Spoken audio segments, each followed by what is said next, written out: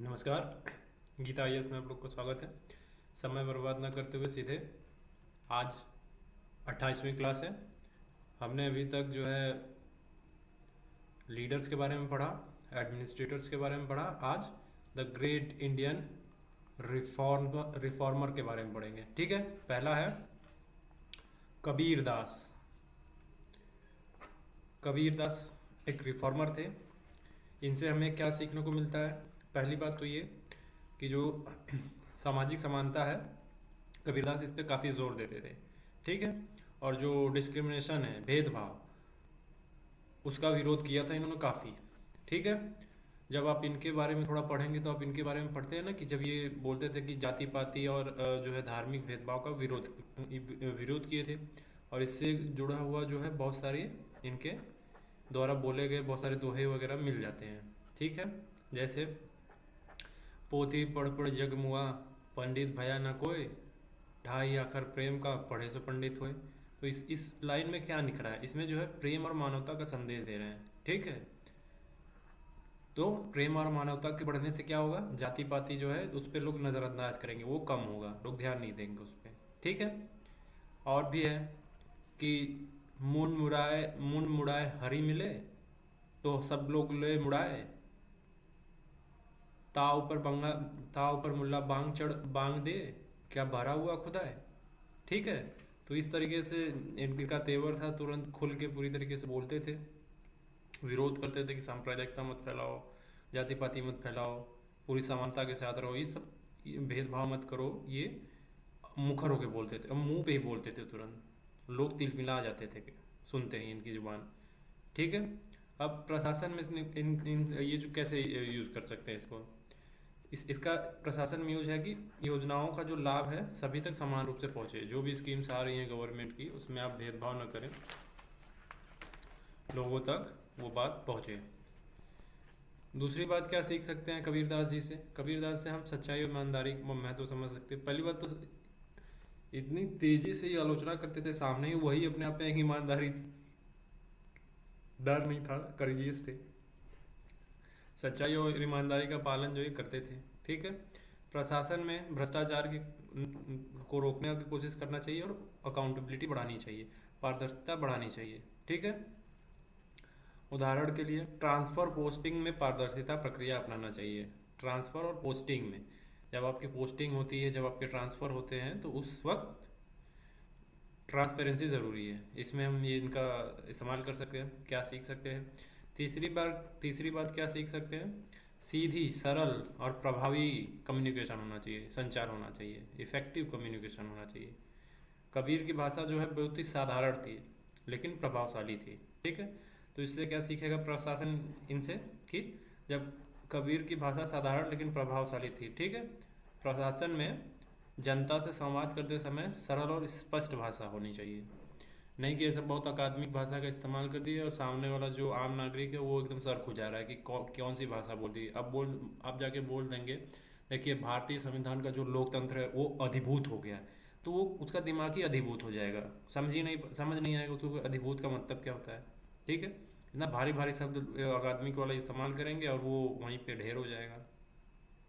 आसान भाषा होनी चाहिए बात करते वक्त उनसे, ताकि उनको समझ में आए, नहीं तो क्या होगा, रिवोल्ट कर देंगे।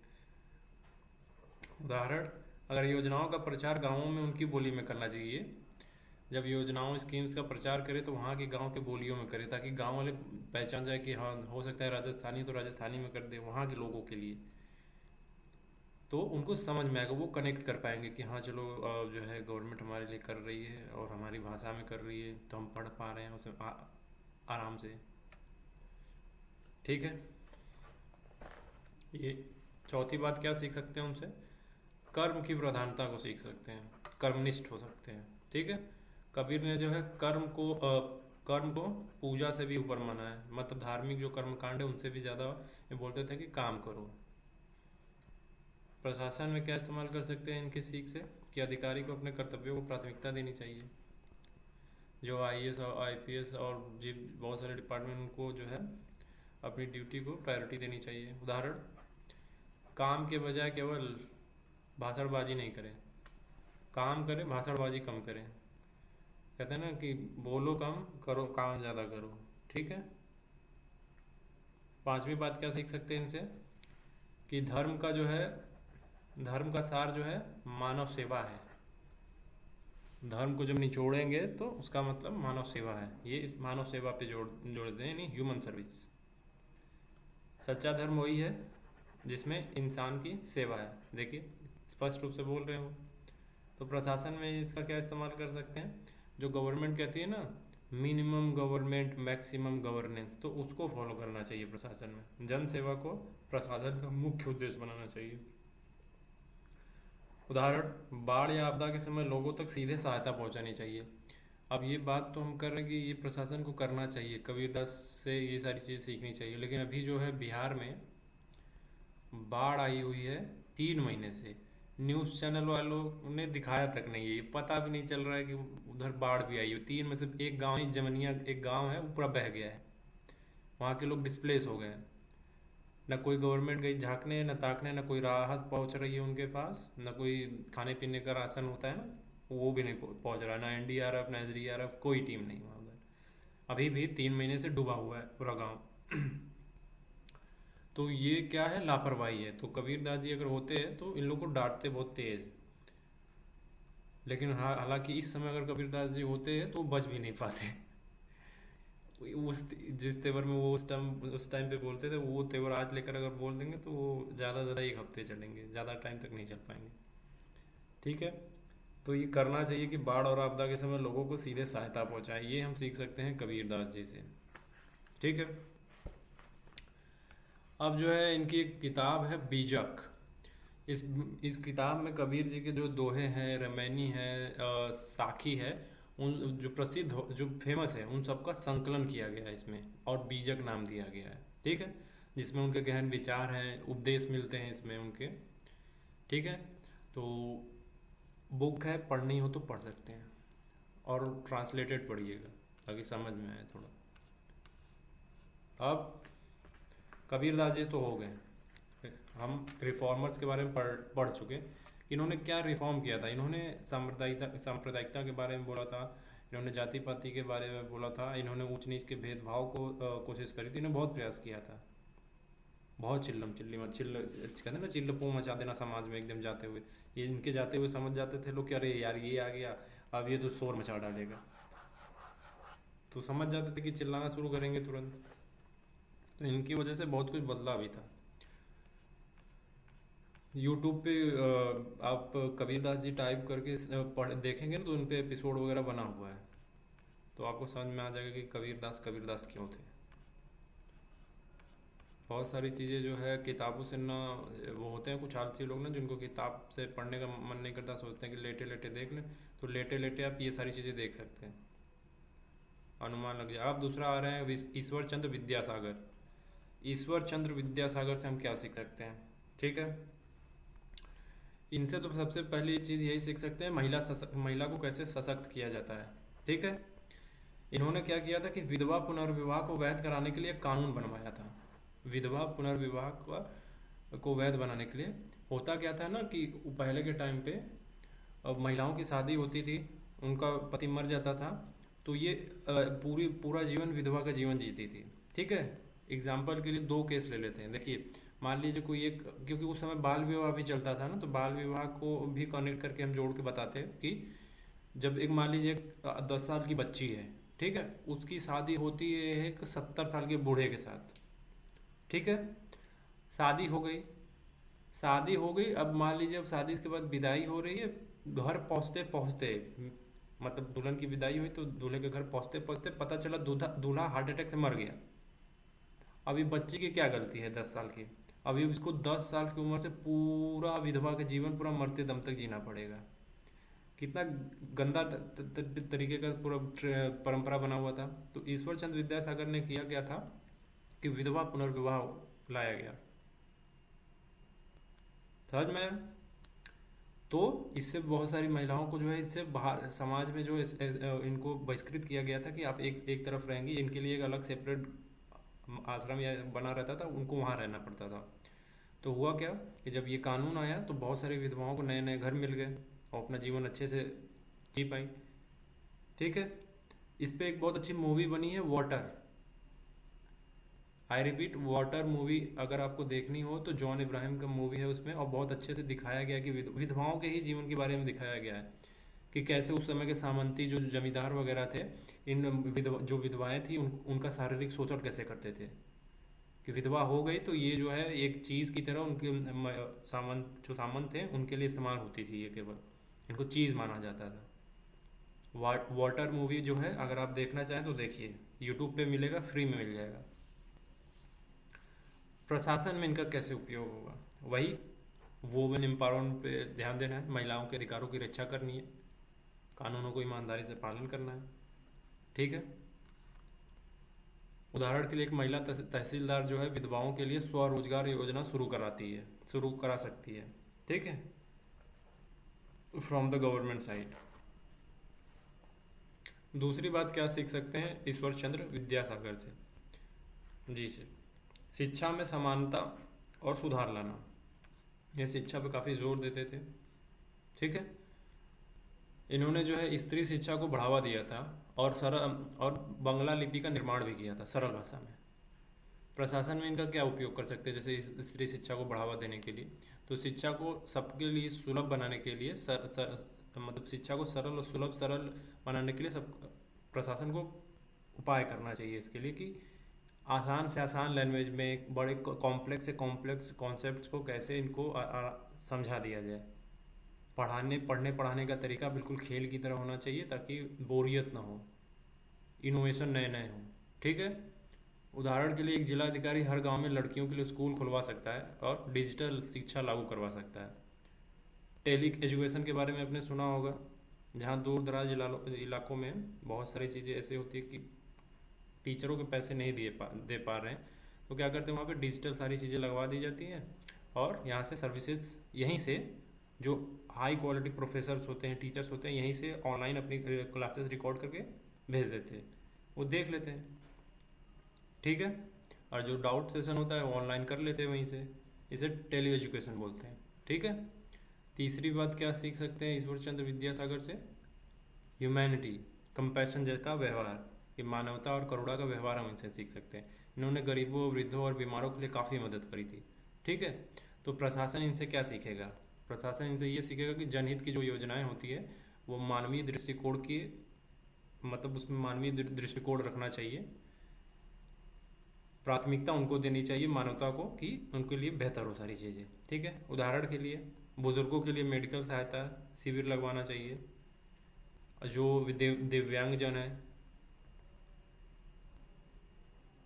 उनके लिए व्यवस्था करनी चाहिए। जब हॉस्पिटल्स में जो बिल्डिंग्स बनती है उनके लिए होता है ना एक कोड एक्ट और कोड रूल बने हुए हैं कि जो सीढ़ियाँ होंगी वो फ्लैट होंगी उनके जाने आने के लिए, जो चल नहीं सकते, डिसेबल्ड हैं, तो ये सारी चीज़ें करनी चाहिए। चौथी बात क्या सीख सकते हैं कि कठिनाइयों में भी सुधार की पहल करनी चाहिए, ठीक है। कठिनाइयों में भी सुधार की पहल से क्या मतलब है, जब ईश्वर चंद्र विद्यासागर ने विधवा विवाह अधिनियम 1856 को पास करवाया था, उस समय समाज ने इनका बहुत विरोध किया था, ठीक है। तो लेकिन फिर भी वो साहसी लोग थे, फिर भी पास करवाया। तो प्रशासन इससे क्या सीख सकता है, प्रशासन इससे ये सीख सकता है कि जन विरोध के बावजूद जो है सही नीति और सुधार लागू करना चाहिए। कितना भी जन विरोध हो, लेकिन उन्हें हो सकता है सामने वाले जो विरोध कर रहे हैं उन्हें इस एक्ट के बारे में जो आप कानून ला रहे हैं उसको नहीं पता हो, तो कोशिश करनी चाहिए कि उनको अवेयर ज़्यादा से ज़्यादा कोशिश करें कि हो जाए, और पीछे तो नहीं हटना चाहिए। जब उनके हित में है लेकिन उनको नहीं समझ में आ रहा है, जब वो ज़मीन पे इम्प्लीमेंट होगा, जब दिखने लगेगा कि हाँ उनको फ़ायदा हो रहा है, तो शायद उसको समझे, लेकिन अभी नहीं समझ रहे हैं लेकिन विरोध कर रहे हैं, तो भी लागू करवाना चाहिए, ये साहस होना चाहिए। उदाहरण के लिए एक कलेक्टर जो है बाल विवाह की परंपरा वाले क्षेत्र में कड़ाई से कानून लागू करवाता है, तो बाल विवाह रुकेगा तो क्या होगा, महिलाओं को एजुकेट होंगी। जो अभी जो बहुत बड़ी समस्या बनी हो कि जीडीपी में जो है केवल और केवल 100 रुपया की जीडीपी है, तो उसमें 82 रुपये केवल लड़के योगदान कर रहे हैं, लड़कियां केवल 18 रुपये कर रही हैं, तो वो दूर होगा, तब हो जाएगा 50-50, ये रुकेगा तो 50 रुपये योगदान महिलाओं का, 50 रुपये योगदान पुरुषों का, तो बराबरी आएगी, ठीक है। तो ये सीख सकते हैं हम इनसे। और क्या पांचवी बात क्या सीख सकते हैं कि साधारण जीवन उच्च विचार, कहते हैं ना सादा जीवन उच्च विचार, ये सीख सकते हैं। उन्होंने अपने पूरे जीवन जो है ईश्वर चंद्र विद्यासागर ने सादगी से अपनाई थी, केवल ज़रूरत भर की चीज़ों से ही संतुष्ट है। एक कपड़े को धो के लंबे टाइम तक पहना जा सकता है तो एक कपड़े को धो के लंबे टाइम तक पहनते थे। नॉर्मल खाना खा के जीवन चल सकता है तो नॉर्मल खा के चलते थे। तो प्रशासन इनसे क्या सीख सकता है? प्रशासन इनसे वो सारी चीज़ें सीख सकता है जो आज तक सीख नहीं रही है, ना सीखेगी जीवन भर। भ्रष्टाचार मुक्त होना चाहिए, पारदर्शिता और सादा प्रशासन होना चाहिए, बहुत तामझाम नहीं होना चाहिए। तो उदाहरण, एक अधिकारी सरकारी संसाधनों का दुरुपयोग न कर जनता के बीच भरोसेमंद छवि बनाना चाहिए उसको अपना। ठीक है। तो ईश्वर चंद्र विद्यासागर पे एक बुक भी है, बोर्नो पोरिचोय। अब आपको लग रहा होगा कि मैं बंगाली में बोल रहा हूँ, नाम ही बंगाली में है। ठीक है। बुक का नाम है बोर्नो पोरिचोय, पोरिचोय। ठीक है, स्क्रीन पे देखेंगे, बोर्नो पोरिचोय। ठीक है। ये पुस्तक बंगाली सीखने के लिए थी।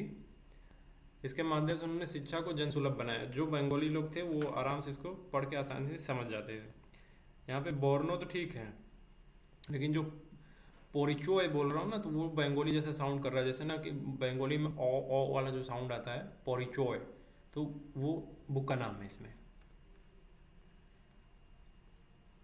तो ईश्वर चंद्र विद्यासागर, दो जने के बारे में बात हो गई, ईश्वर चंद्र विद्यासागर और कबीरदास। मैं प्रतीकात्मक रूप में दो ही ले रहा हूँ कि बस आपको समझ में आ जाए कि पढ़ना कैसे है, कैसे बातें निकाल लेनी है। इसमें लिखा हुआ है, बस पॉइंट्स पॉइंट्स पॉइंट्स निकाल लेने हैं। लेकिन मैं नाम ले लेता हूँ सबके, ताकि क्लियर रहे कि क्या क्या क्या है नोट्स के अंदर, क्या क्या। कबीरदास जी के बारे में पढ़ा हमने, और उसके बाद संत रैदास जी के बारे में इसमें लिखा हुआ है। ठीक है। और इनकी बुक भी है, प्रसिद्ध बुक है, रैदास रचनावली, प्रीफर कर सकते हैं। बस नाम नोट कर लीजिएगा, पढ़ने की ज़रूरत नहीं, किताब लंबा चला जाएगा। राजा जाम्भेश्वर जी के बारे में है इसमें, गुरु जाम्भेश्वर जी, जो बिश्नोई संप्रदाय के संस्थापक थे।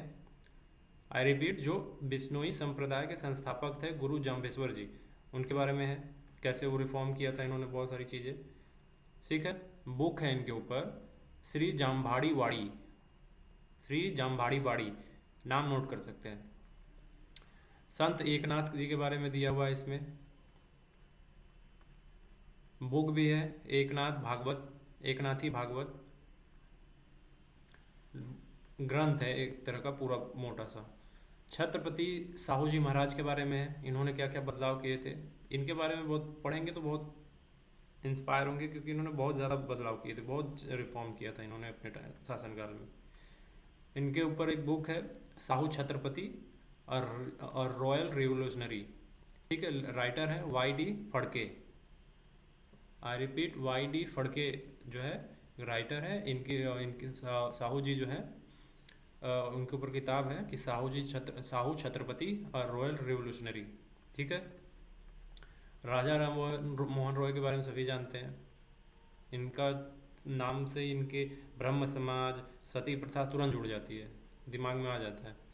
बुक, इनके ऊपर बुक है द इंग्लिश वर्क्स ऑफ राजा राम मोहन रॉय, ये बुक का नाम है, बहुत प्रसिद्ध बुक है, प्रीफर कर सकते हैं पढ़ने के लिए। ज्योतिबा फुले, जाति भेद मिटाने में सबसे बेहतर शिक्षा के लिए, कम से कम जो निचली जातियाँ थी उनको पढ़ाने के लिए कितना जोर दिया था इन लोगों ने। ज्योतिबा फुले हो गए। इनकी बुक है सबसे फेमस बुक, जो आज तक किसी ने पढ़ी भी नहीं होगी, गुलामगिरी। कुछ लोगों ने पढ़ा होगा, केवल जो स्टूडेंट्स हैं उन्होंने तो बस नाम सुना होगा और उनकी कहानी देख ले तो उनको लगता है बस हो गया। नहीं, गुलामगिरी पढ़िए। उन्होंने जो है जातिवाद के खिलाफ जो आलोचना की है, दलितों को और सामाजिक स्थिति को सुधारने का जो संदेश दिया था, इसमें सब लिखा हुआ है। सावित्री बाई फुले, इनके बारे में पढ़ सकते हैं। इनकी किताब है एक काव्य फुले, 1854 में था, काव्य फुले बुक का नाम। इस पुस्तक में क्या है कि सावित्री बाई फुले द्वारा लिखी गई है, इन्होंने खुद लिखी है, जिसमें सामाजिक न्याय, अन्याय, नारी शिक्षा और दलित चेतना को स्वर दिया है। डॉक्टर भीमराव अंबेडकर के बारे में है, रिफॉर्मर में, और डॉक्टर भीमराव अंबेडकर का रिफॉर्म तो आज तक जो है हावी है। रामकृष्ण परमहंस के बारे में पढ़ सकते हैं। बस पॉइंट्स निकालना है इसमें। बुक एक इनके ऊपर एक बुक है रामकृष्ण वचनामृत, मतलब वचन अमृत, संधि विच्छेद करेंगे तो। महादेव गोविंद रानाडे, महादेव गोविंद रानाडे के बारे में है, इनको पढ़ सकते हैं। इनके ऊपर एक बुक है Ranade the life and times of one Indian reformer, ठीक है। और एक रिफॉर्मर है डॉक्टर ढोंडो केशव कार्वे। नाम आपने इस तरीके के काफ़ी नए सुन रहे होंगे, कि कुछ तो जानते होंगे क्योंकि फिल्मों में किताबों में सामने आ जाते हैं, जो बहुत ज़्यादा फेमस है। लेकिन कुछ ऐसे नाम हैं जो लोगों के सामने नहीं आए। तो ये है डॉक्टर ढोंडो केशव कार्वे, इनके बारे में ज़रूर पढ़िए।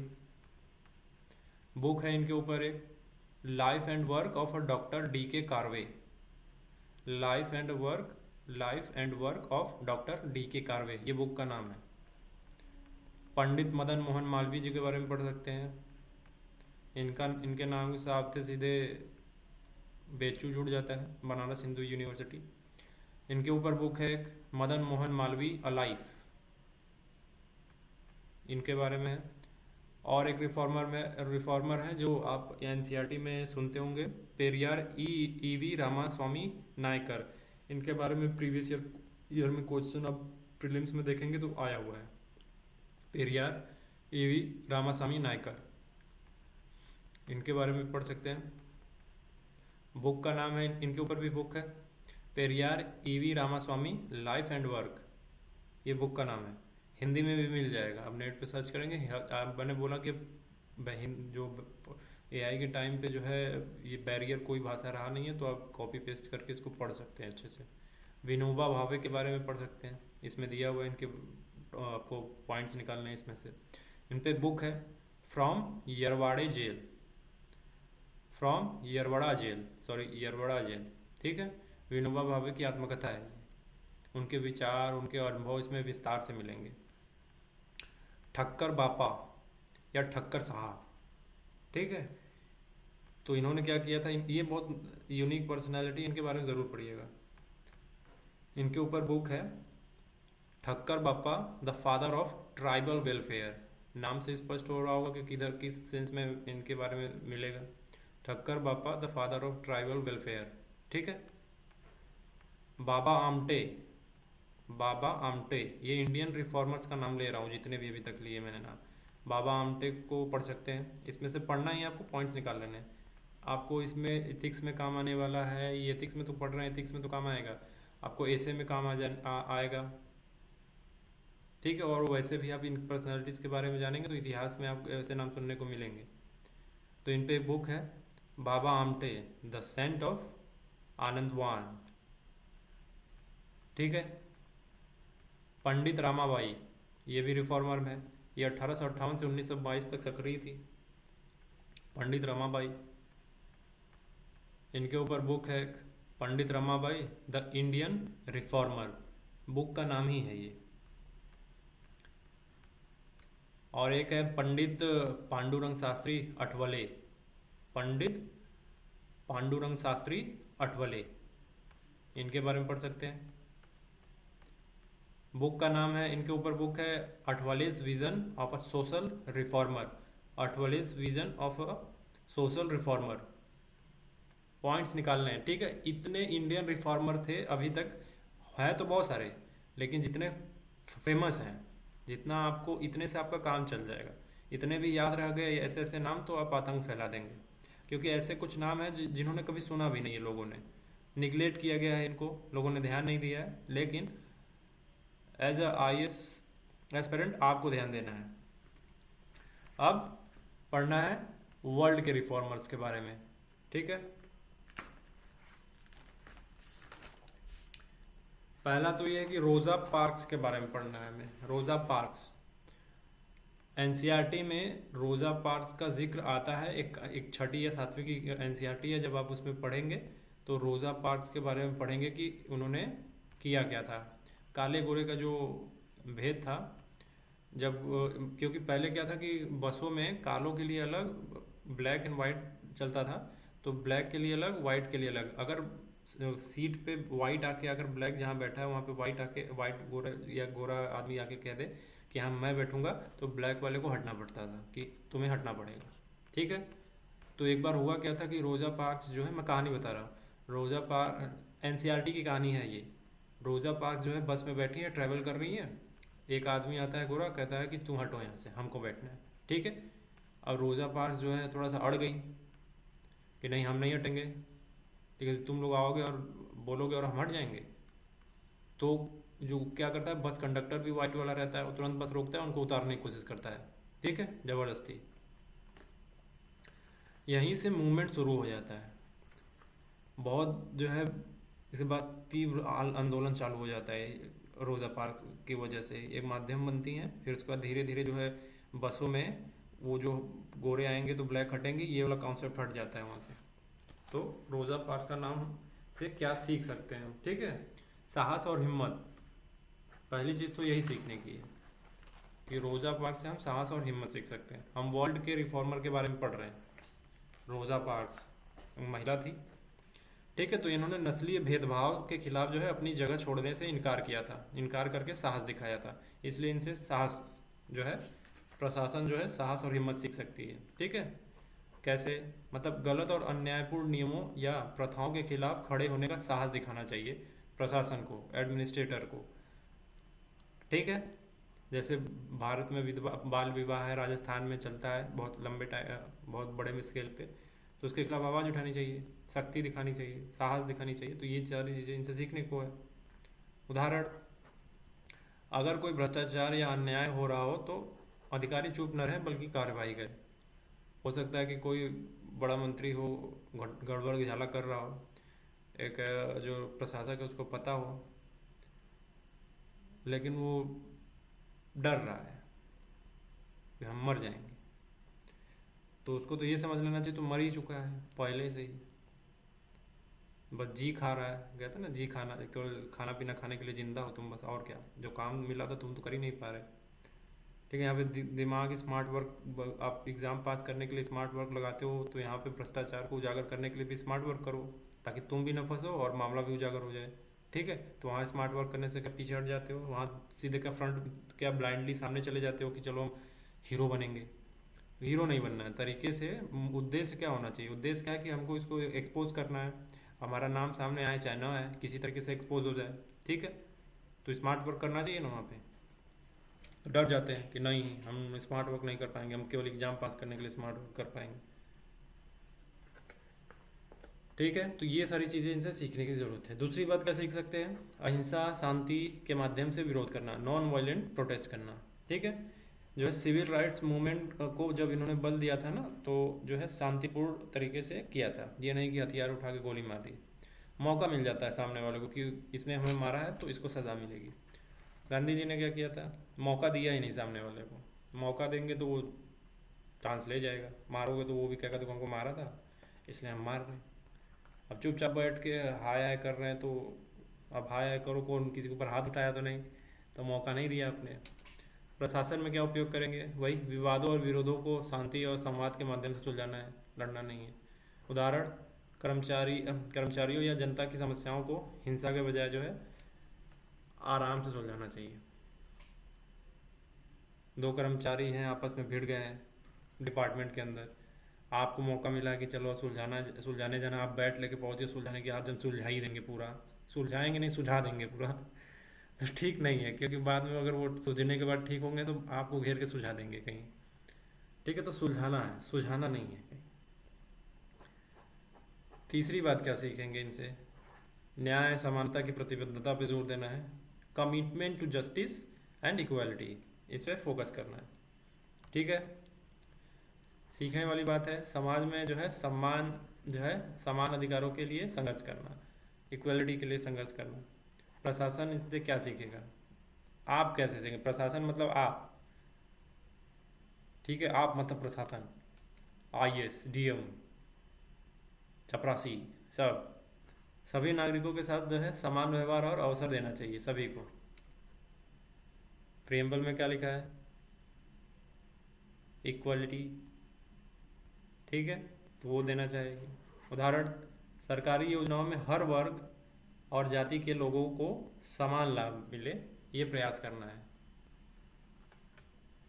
और हमेशा जो है दिमाग के अंदर आर्टिकल 14, 15, आर्टिकल 25 से 28 इसको दौड़ाते रहिए, तो आपको जो है एक रास्ता मिलता रहेगा। दिमाग आपका एक कहेगा ना कि क्या करे क्या करे, तो कहते हैं कि भारतीय संविधान वो रास्ता जो है ना टॉर्च की तरह काम करेगा, ये करना है, ये करना है, ये करना है। जब भी कंफ्यूजन हो जाए आर्टिकल 14, 15, आर्टिकल 25 से 28, ये बस फंडामेंटल राइट पढ़ लेने, बस दिमाग क्लियर हो जाएगा कि करना क्या। फिर 75 तरीके की जो बातें इधर उधर से आती है ना कि ये कर लो वो कर लो, नहीं चलेगा। न्यूट्रल हो जाएंगे, आप कहेंगे कि जो इसमें लिखा हम चुपचाप वो करेंगे, बाकी जो अगर केस हो गया कोर्ट में तो हमको हमारे पास आधार तो होगा बोलने के लिए कि देखिए हम इसके तरीके से काम किए। अब पता बोल देंगे कि हमने इनका सुन के काम कर दिए, तो फिर वो बोलेगा तुमको किसी के सुनने के लिए बोला गया था कि या फिर तुमको नियम के अनुसार काम करने को बोला गया था। तो आपके पास ठोस आधार होगा बोलने के लिए। समझ में आया? चौथी बात क्या सीखेंगे रोजा पार्क्स से? चौथी बात क्या? धैर्य और दृढ़ता, पेशेंस, डिटर्मिनेशन, ये सारी चीज़ें। ठीक है, निरंतर संघर्ष किया था उन्होंने, हार नहीं मानी थी।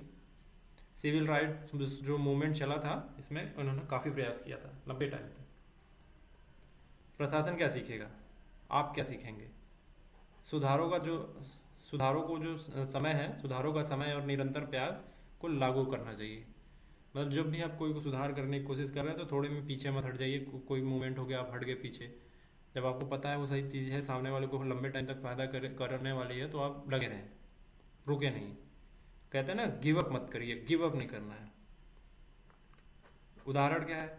किसी नई शिक्षा नीति को सफल बनाने के लिए लगातार प्रयास करना चाहिए। जैसे वुमेन एम्पावरमेंट को जो है के लिए लगातार प्रयास करना है, रुकना नहीं है। पांचवी बात क्या सीखेंगे रोजा पार्क से? जनता की आवाज़ को महत्व देना चाहिए, वैल्यू पब्लिक वॉइस।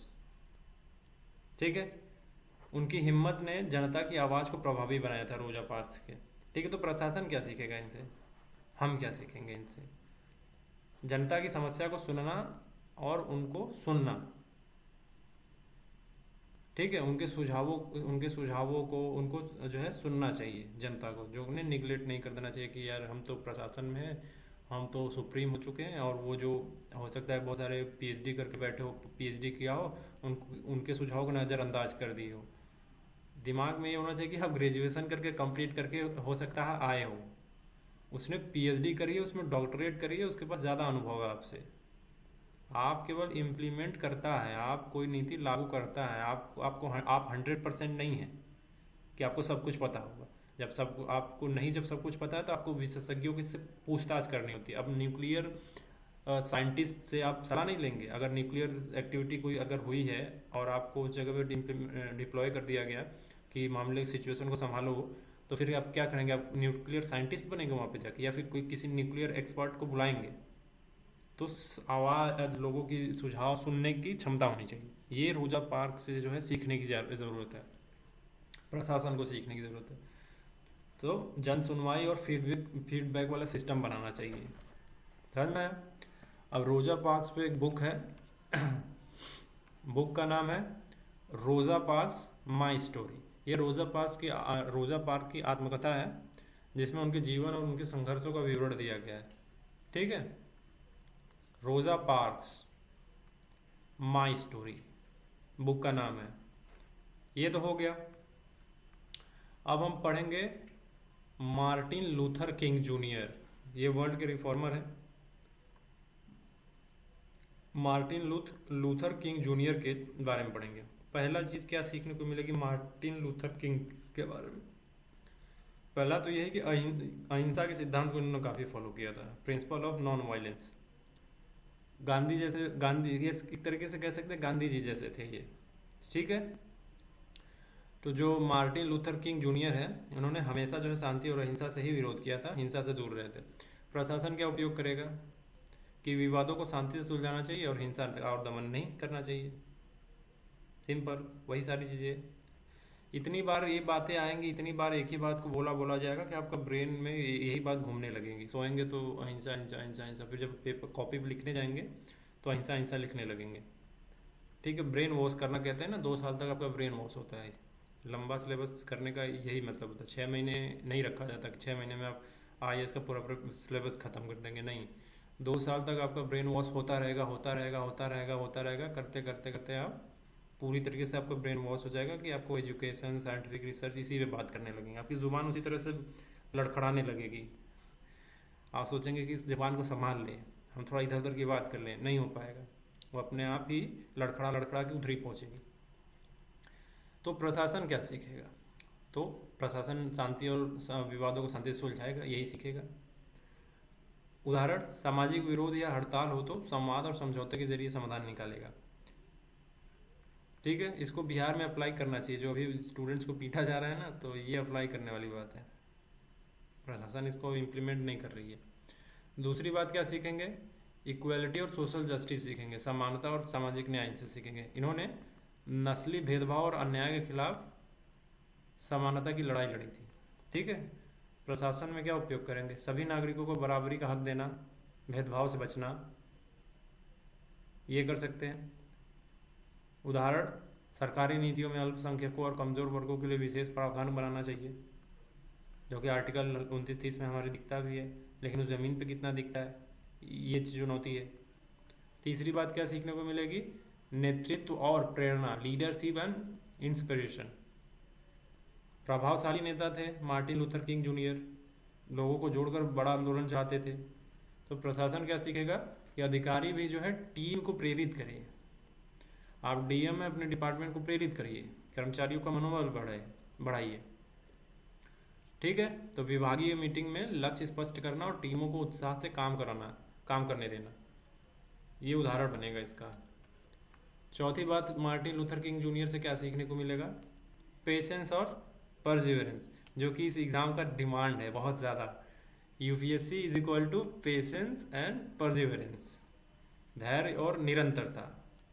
रुकना नहीं है, थकना नहीं है, धीरे धीरे धीरे धीरे धीरे चलते रहना। फिर आप देखेंगे, एक बार आप पहला अटैम्प्ट दिया फेल, दूसरा अटैम्प्ट दिया फेल, तीसरा अटैम्प्ट दिया फेल, चौथा अटैम्प्ट दिया फेल, फिर भी कोई व्यक्ति जो एकदम धैर्य बना के एकदम आराम से चल रहा है, कोई बात नहीं, कोई बात नहीं, पांचवा दिया फेल, छठा दिया फेल, अगर 8 अटैम्प्ट है आपके पास, आप इसी से 9 अटैम्प्ट है, तो 7वां दिया फेल, 8वां दिया फेल, अब लास्ट अटैम्प्ट बचा हुआ है आपका, फिर भी एकदम रिलैक्स है, क्या कोई बात नहीं, लास्ट है, देंगे।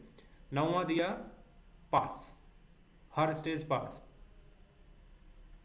तो कहा जाएगा कि 9 साल का आपका अनुभव जो है, आप एक तो पहले धैर्य बनाए रखे, निरंतर रहे, तो वो जो 9 साल का जो वैल्यू सिस्टम है आपके अंदर, वो आपके फील्ड पे कहाँ दिखेगा? वो फील्ड पे दिखेगा कि चलो अच्छा 8 अटैम्प्ट फेल हुए, लोगों ने हंसा होगा, आपका मजाक उड़ाया होगा खूब, तो उन सबको सहते हुए, शांत रहते हुए, धैर्य बनाए हुए, निरंतर लगे हुए, तो वो सारे वैल्यू सिस्टम आपके अंदर ऑब्जर्व हो जाएंगे और वो फील्ड पे दिखेगा। अब ज़्यादा इम्यून होंगे इन सब चीज़ों से, आपको कोई ऊपर से चिल्लाएगा, आपको ज़्यादा फर्क नहीं पड़ेगा। ठीक है, आपके अंदर वो इम्यूनिटी डेवलप हो जाएगी इन सब चीज़ों के लिए। ठीक है, तो उदाहरण, सरकारी योजनाओं को धीरे धीरे सही ढंग से लागू करना, बिना जल्दबाजी किए। ठीक है, तुरंत है बातचीत करके, पूरा सलाह मशवरा करके, सब चीज़ों से सही गलत देख के, पॉजिटिव नेगेटिव कॉस्ट बेनिफिट सब देख के तब इम्प्लीमेंट करना है। 5वीं बात क्या सीखने को मिलेगी मार्टिन लूथर किंग जूनियर से? सपने देखना और विश्वास रखने की ताकत, power of vision and belief, ये सीखने को मिलती है। सबसे बड़ी बात है ये। इन्होंने इनका एक भाषण है, I have a dream, I have a dream, इनका भाषण है, ये भाषण के नाम से, इनका इस नाम से भाषण है या स्पीच कह सकते हैं। सुनेंगे तो ऐसे अंदर से जो ताकत है ना, तो लाखों लोगों को प्रेरित किया था ये इनका जो I have a dream speech है। तो प्रशासन क्या उपयोग है इसका? बड़े लक्ष्यों को लेकर काम करना और विश्वास बनाए रखना। कोई बड़ा ड्रीम देख लिया, बड़ा सपना देख लिया, ये करना है, अब उसकी तरफ बढ़ रहे हैं, तो ताकत जवाब दे रहा है, अब कि मन जवाब दे रहा है, यार बहुत हो गया, बहुत हो गया, बहुत हो गया, लेकिन भरोसा बनाए रखना है।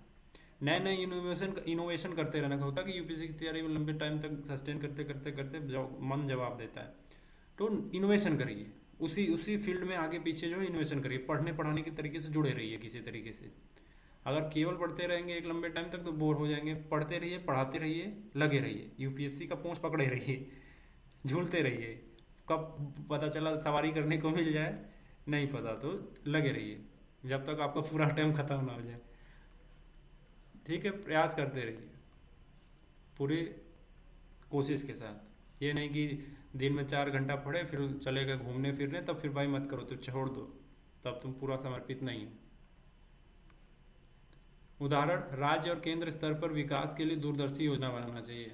ठीक है, ये मार्टिन लूथर किंग जूनियर थे, इनकी बुक है, इनकी खुद की आत्मकथा है, ऑटोबायोग्राफी। बुक का नाम है स्ट्राइड टुवर्ड्स फ्रीडम। ठीक है, इनमें उनकी जीवन गाथा है, सामाजिक संघर्ष है, सारी चीज़ें लिखी हुई हैं इसमें। अगर आपको पढ़ना हो तो पढ़ सकते हैं मार्टिन लूथर किंग जूनियर के बारे में। अब वर्ल्ड के बहुत सारे रिफॉर्मर्स इसमें भी हैं, जो मैंने बस तो 2 ही पढ़ा है, लेकिन बहुत सारे और भी हैं जिनका नाम लेना ज़रूरी है। पहले तो जीसस क्राइस्ट, ये भी एक रिफॉर्मर थे। आप कहेंगे कि जीसस क्राइस्ट मतलब कौन? ईसाई भगवान, यीशु भगवान जिनको बोलते हैं। ठीक है, ये भी एक रिफॉर्मर ही थे। जब आप द बाइबल पढ़ेंगे, न्यू टेस्टामेंट में जीसस क्राइस्ट के उपदेश दिए हुए हैं, उनको पढ़ेंगे तो आपको लगेगा कि हाँ क्या क्या रिफॉर्म हुआ था, लेकिन कोई पढ़ा नहीं है ना। और भाई है कन्फ्यूशियस, कन्फ्यूशियस है, इन्होंने भी काफ़ी रिफॉर्म किए हैं। इनकी बुक है एक एनालेक्ट्स।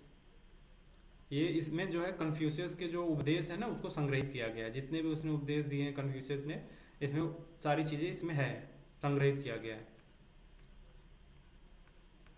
अब हजरत मोहम्मद साहब, आपके दिमाग में आ रहा होगा हजरत मोहम्मद साहब के कोई और व्यक्ति नाम? नहीं, जो अल्लाह पैगंबर करते रहते हैं ना, वही वाले हजरत मोहम्मद साहब। ये भी एक रिफॉर्मर थे।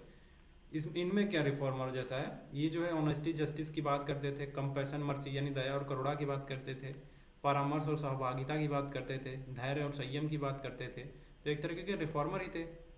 सादगी और विनम्रता की बात करते थे, समानता और भाईचारा की बात करते थे। तो इनकी जो एक बुक है आप उसको पढ़ेंगे, सिराह, बुक का नाम है सिराह। इसमें क्या है कि हजरत मोहम्मद साहब के जीवन और शिक्षा का विस्तृत वर्णन मिला हुआ है। बहुत प्रसिद्ध बुक है सिराह, आप नेट पे सर्च कर लीजिएगा, सिराह के बारे में पता चल जाएगा। क्या करना है, तकिए के पास रखना है। सिराह बुक का नाम है। और एक है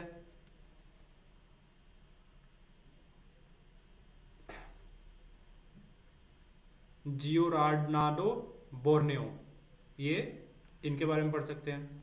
इंडिपेंडेंट थिंकिंग के बारे में इन्होंने बोला था। ठीक है, इन पे भी बुक है on the infinity universe and worlds, ये बुक का नाम है। ठीक है, जो ब्रह्मांड की अनंतता पर विचार करते हैं इस बुक में। बुक थोड़ा कॉम्प्लेक्स है, लेकिन जब आप पढ़ेंगे धीरे धीरे समझ में आएगा। हिंदी में अवेलेबल हो जाएगा। हिंदी में कोशिश करिएगा इसका पीडीएफ मिल जाए पढ़ने के लिए, तो उसको कॉपी पेस्ट करके चैट जीपीटी वगैरह से ट्रांसलेट करके पढ़ सकते हैं किसी भी लैंग्वेज से। और है गैलीलियो गैलीलेई। ठीक है, ये भी वर्ल्ड के रिफॉर्मर में आते हैं। इनकी बुक का नाम है, एक काफ़ी लंबी बुक का नाम है, बुक का नाम काफ़ी लंबा है, dialogue concerning the two chief world system. Hindi में 2 प्रमुख विश्व प्रणालियों पर संवाद। इस किताब में गैलीलियो ने पावरफुल साइंस को आम जनता के लिए समझाया है। ठीक है, बुक का नाम है dialogue concerning the two chief world system, 2 प्रमुख विश्व प्रणालियों पर संवाद, बुक का नाम है। ठीक है, अब दलाई लामा भी एक रिफॉर्मर थे। दलाई लामा के बारे में पढ़ सकते हैं। इनके ऊपर एक बुक है the art of happiness, Dalai Lama और हॉर्वर्ड कटलर द्वारा लिखी गई है। दलाई लामा और हॉर्वर्ड कटलर दोनों ने मिलकर लिखा था, जिसमें जीवन में खुशी और मानसिक शांति के उपाय बताए गए, कैसे मन शांत रहता है। ठीक है, तो आज के लिए इतना ही। रिफॉर्मर हो गए, आज वर्ल्ड के रिफॉर्मर हो गए, इंडियन रिफॉर्मर के बारे में पढ़ लिया, नोट्स में दिया है, पढ़ लेंगे। तो आज के लिए इतना काफ़ी है। ठीक है, तो thanks for watching Geeta IAS. धन्यवाद।